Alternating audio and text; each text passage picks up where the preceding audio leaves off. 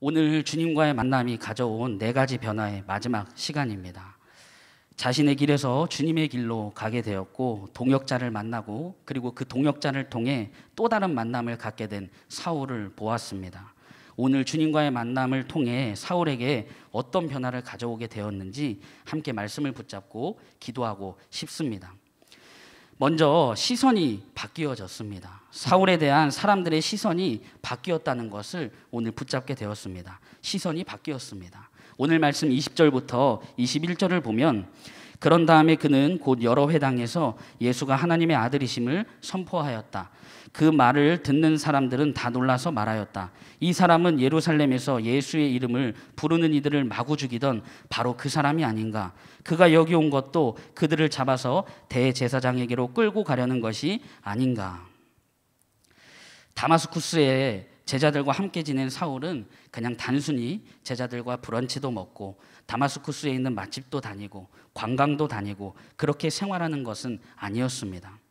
사울은 다마스쿠스에 있는 여러 회당에서 예수님이 하나님의 아들이심을 선포했습니다.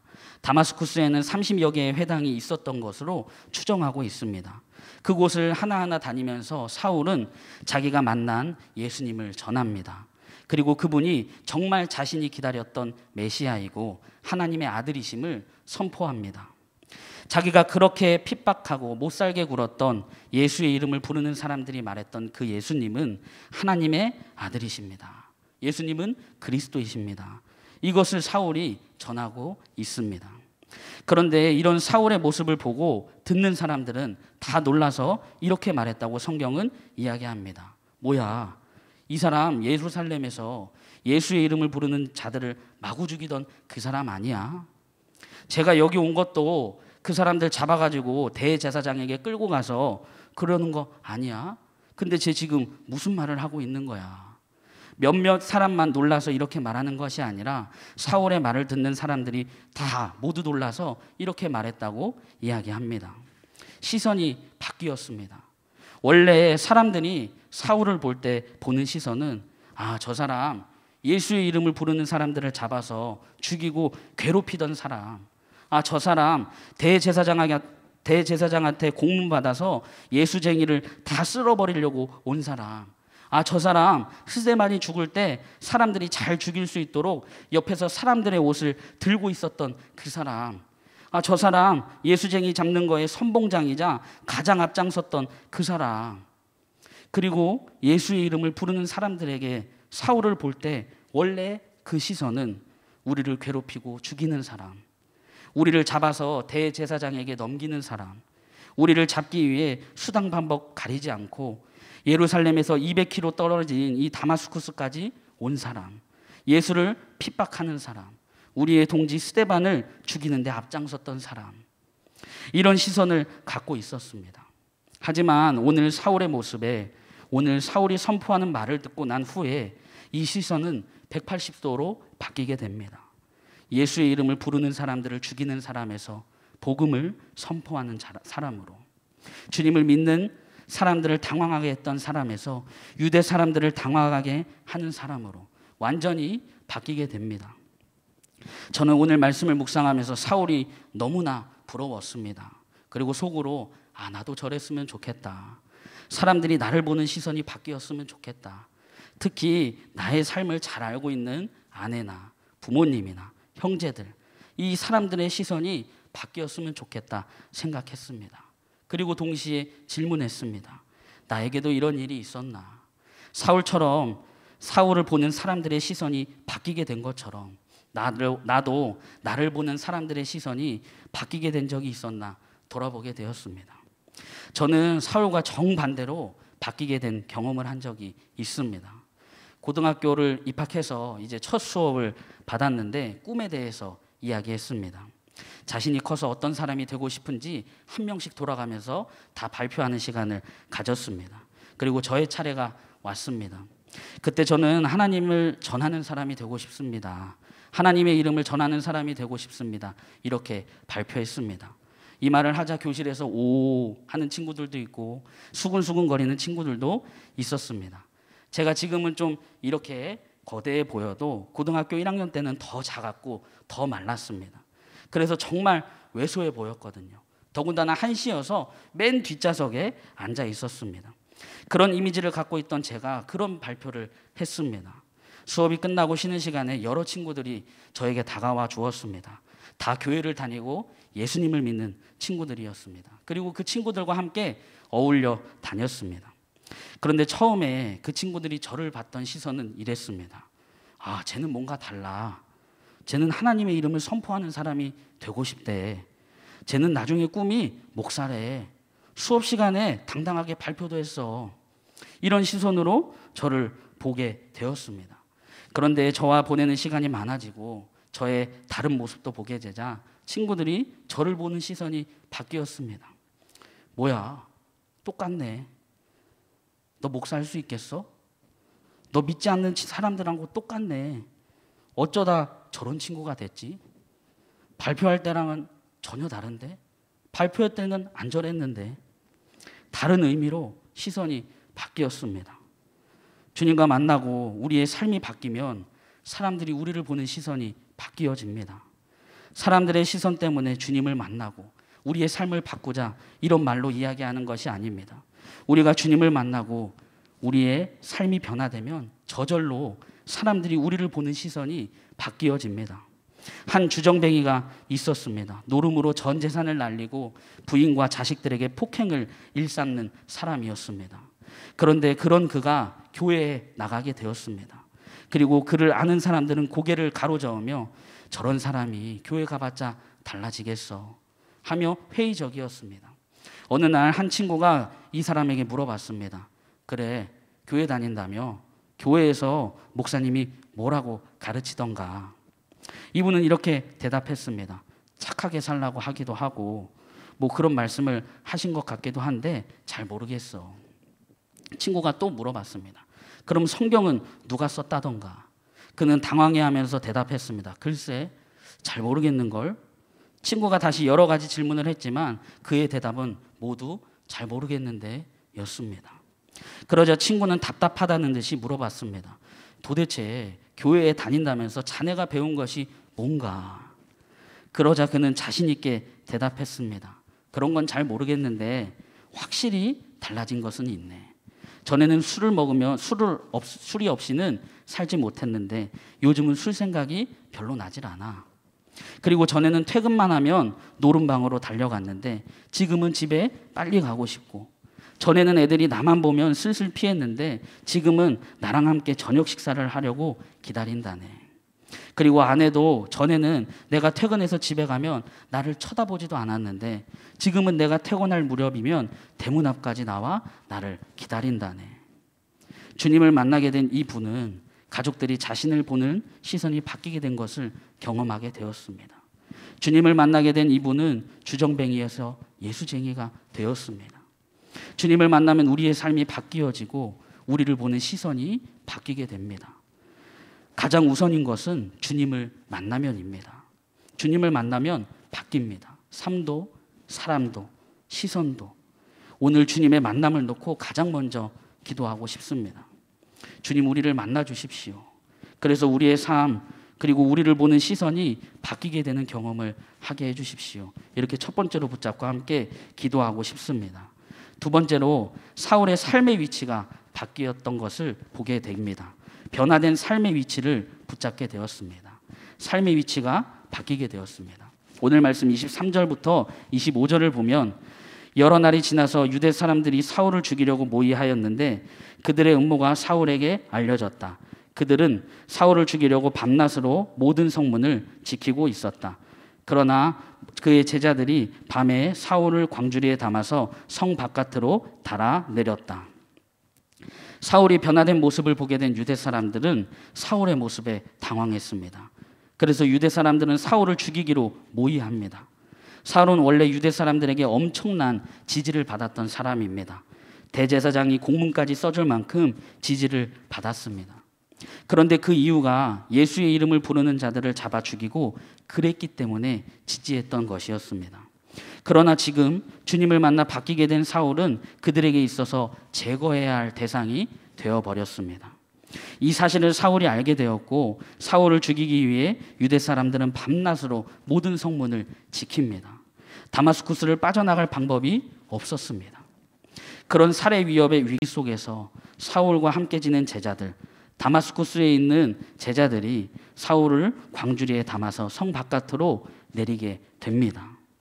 사울의 삶의 위치가 바뀌게 된 것을 보게 됩니다. 삶의 위치가 바뀌게 된 사울의 모습을 보게 됩니다.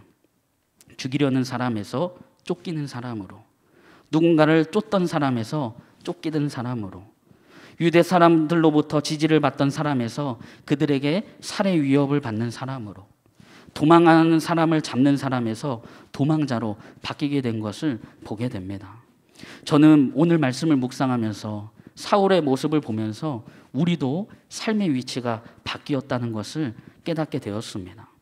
우리도 삶의 위치가 바뀌었습니다. 주님과의 만남으로 인해 우리 삶의 위치가 바뀌었습니다. 죽음에서 생명으로, 죽을 수밖에 없던 죄인에서 생명을 얻은 주님의 자녀로, 예수님을 그냥저냥 알던 사람에서 예수님의 사람으로, 죄의 종 노릇하던 사람에서 자유함을 얻은 사람으로 바뀌게 되었습니다. 삶의 자리가 바뀌었습니다. 이것을 믿고 우리 삶의 자리를 바꾸어 주신 그 주님께 감사하길 소망합니다. 죽음에 있던 우리를 생명으로 옮겨주시고 죽을 수밖에 없던 죄인을 생명을 얻은 주님의 자녀, 구원받은 주님의 성도로 부르시고 예수를 그냥 믿었던 우리를 예수님의 사람으로 모아주시고 죄의 종로로 타던 사람에서 죄에 대해 완전히 자유함을 얻게 된 사람으로 우리의 삶의 자리를 바꾸어 주신 주님께 감사하길 소망합니다. 아직 나의 삶은 바뀌어지지 않은 것 같고 여전히 죄의 종로로 타는 것 같고 내가 신앙생활은 하고 있지만 예수님의 사람인지는 잘 모르겠고 구원받은 성도라는데 믿어지지도 않고 그럴 수도 있습니다. 하지만 성경 말씀은 분명하게 말하고 있습니다. 마태복음 5장 13절과 14절 상반절에 보면 너희는 세상의 소금이다. 너희는 세상의 빛이다. 베드로전서 2장 9절에 보면 그러나 너희는 택하신 족속이요 왕같은 제사장들이요. 시편 2편 7절에 보면 나 이제 주님께서 내리신 칙령을 선포한다. 주님께서 나에게 이르시기를 너는 내 아들 내가 오늘 너를 낳았다. 신명기 31장 6절에 보면 마음을 강하게 하고 용기를 내십시오. 그들 앞에서 두려워하지도 말고 무서워하지도 마십시오. 주 당신들의 하나님이 당신들과 함께 가시면서 당신들을 떠나지도 않으시고 버리지도 않으실 것입니다. 너 세상의 소금이다. 너 세상의 빛이야. 너 왕같은 제사장이야. 너 내 자녀야. 내가 오늘 너를 낳았다. 너 예수님의 사람이야. 내가 너와 함께 있어. 내가 너를 떠나지 않을 거야. 주님은 우리에게 말씀을 통해 끊임없이 말씀하십니다. 우리의 삶의 위치가 바뀌어진 것을 주님은 우리에게 말씀해 주십니다. 미국에 이런 이야기가 있습니다. 두 사람의 양 도둑이 있었는데 양을 훔쳐간 사람에게는 이마에 양 도둑의 약자인 ST, 쉽디프라는 낙인을 찍었습니다. 살면서 다른 데 가서도 양 도둑질을 못하도록 막는 이 너무나 잔혹한 청교도적인 형벌이었습니다. 이 두 사람이 다 양 도둑질을 해서 이마에 이 화인을 받게 됩니다. 둘 중에 한 사람은 회개하지도 않고 먼 곳으로 도망쳐서 못된 짓을 하고 다녔습니다. 그러나 또 한 사람은 마을 사람들에게 불행한 일이 생기면 가서 도와주고 대신 아파해주고 대신 매맞아 주었습니다. 죽음의 자리가 있으면 대신 처해주고 슬픈 사람이 있으면 옆에 사흘이라도 같이 있어 주었습니다. 그래서 그 동네와 이웃 마을에 사는 그 사람, 이 마을에서는 이 사람이 없으면 살맛이 없어질 정도로 그는 동네의 주인이 되었습니다. 그 동네 목사님보다 더 존경을 받고 살았습니다. 그 마을 사람들의 친아버지처럼 사람들은 존경했습니다. 나이가 많게 되자 이 양 도둑질을 하던 때에 그에게 낙인을 찍었던 사람들이 다 죽고 그들의 2세대들, 다음 세대들이 남게 되었습니다. 그런데 이 사람은 장수를 했습니다. 그래서 다음 세대들이 자라서 이 할아버지를 존경하고 국민학교나 중학교 입학식 때에는 훈사도 하는 그런 유명한 분이 되셨습니다. 마을의 터줏대감이 된 것이죠. 당시에 이마에 낙인을 찍은 풍속은 없어졌습니다. 사람들이 할아버지 이마에 어째서 ST라는 글자가 붙었냐고 물어봤습니다. 그런데 양도둑의 약자, 그것과 성자, 세인트라는 말의 약자가 같지 않습니까? 너무나도 그분이 거룩해서 성자라는 낙인을 찍었다고 동네 사람들이 대신 대답해 주었다고 합니다. 완전히 삶의 위치가 바뀌었습니다. 양을 도둑질하는 도둑에서 동네에서 존경받는 사람으로 성자로 바뀌게 된 것을 보게 됩니다. 오늘 사울도 삶의 위치가 바뀌었습니다. 도망자가 되었으니 세상의 눈으로 보기에는 좋지 않게 바뀐 것 같습니다. 하지만 사울은 더 큰 능력을 얻어서 주님을 선포했습니다. 우리도 삶의 위치가 바뀌었습니다. 세상의 빛으로, 세상의 소금으로, 왕같은 제사장으로, 주님의 자녀로, 예수님의 사람으로. 저는 오늘 말씀을 묵상하면서 감사가 나왔습니다. 주님께 감사가 저절로 나왔습니다. 우리 예수님의 사람들도 주님께 감사하며 사시길 소망합니다. 우리의 삶의 위치를 바꾸어 주신 그 주님께 감사하며 살길 소망합니다. 주님, 우리의 삶의 위치를 바꾸어 주셔서 감사합니다. 우리의 삶의 위치가 바뀌게 된 것을 잊지 않고 살아가게 해주십시오. 이렇게 두 번째로 붙잡고 함께 기도하고 싶습니다. 마지막으로, 그럼에도 사울은 더 큰 능력을 얻었다는 것에 주목하게 되었습니다. 그럼에도 사울은 주님의 이름을 더 선포했다는 것에 주목하게 되었습니다. 오늘 말씀 22절을 보면, 그러나 사울은 더욱더 능력을 얻어서 예수가 그리스도이심을 증명하면서 다마스쿠스에 사는 유대 사람들을 당황하게 하였다. 주님과의 만남으로, 아나니아와의 만남으로, 제자들과의 만남으로 변화된 사울은 주님이 하나님의 아들이심을, 주님이 그리스도이심을 선포했습니다. 그러나 이 사울의 모습을 본 사람들은 당황합니다. 갑자기 왜 저래? 쟤 예수쟁이들 죽이던 사람 아니야. 다마스쿠스 그래서 온 거 아니야. 당황했습니다. 사울도 들었을 겁니다. 사울의 이야기를 듣는 사람 모두가 그랬으니 한 번쯤은 사울이 들었을 법합니다. 그런데 저는 말씀을 묵상하면서 자신의 과거를 들은 사울의 행동에 놀라게 되었습니다. 오늘 말씀 22절을 다시 보면, 그러나 사울은 더욱더 능력을 얻어서 예수가 그리스도이심을 증명하면서 다마스쿠스에 사는 유대 사람들을 당황하게 하였다. 오히려 사울은 더욱더 능력을 얻고 예수님이 그리스도이심을 증명하면서 다마스쿠스에 사는 유대 사람들을 당황하게 했습니다. 오늘 읽은 말씀 마지막에 광주리에 담겨서 성을 탈출한 사울은 살해 위협이 조금 잦아들 때까지 몸을 사리거나 숨어 있지 않았습니다. 예루살렘에 가서 예수님을 전했고 여러 곳을 다니며 교회를 세우고 주님의 이름을 선포했습니다. 도망자가 되었고 살해 위협도 받게 되었고 자신의 과거를 사람들로부터 듣게 되었지만 사울은 더 큰 능력을 얻어서 주님을 선포하는 것을 보게 됩니다. 보통 사람들은 자신의 과거, 숨기고 싶은 과거, 부끄러운 과거와 마주치면 도망치거나 그 사실을 숨기거나 그 자리를 피합니다. 그런데 오늘 말씀의 사울은 그렇지 않습니다. 더 선포합니다. 더 전합니다. 어떻게 그럴 수 있을까? 질문할 때 주님의 능력 때문임을 보게 됩니다. 능력 때문입니다. 능력 때문에 사람들의 시선과 자신의 삶의 위치에 상관없이 도망자가 되어도 살해 위협을 받아도 돌파할 수 있었던 것입니다. 그리고 놀라운 것은 주님의 능력은 그런 과거조차, 부끄러운 과거, 감추고 싶은 과거, 지금 내 내면 깊숙한 곳에 있는 과거조차 자랑으로 만드시는 것을 보게 됩니다. 베드로가 예수님을 배반한 적이 있었습니다. 그것도 3번이나 예수님을 모른다고 했습니다. 사복음서에서 베드로가 예수님을 부인한 장면을 다 기록하고 있을 정도로 초대교회에서는 온 성도들이 베드로가 예수님을 부인한 일을 다 알고 있었습니다. 초대교회의 수장이라고 보여지고 예수님의 수제자 하면 야고보 요한도 생각나겠지만 대부분 베드로라고 말합니다.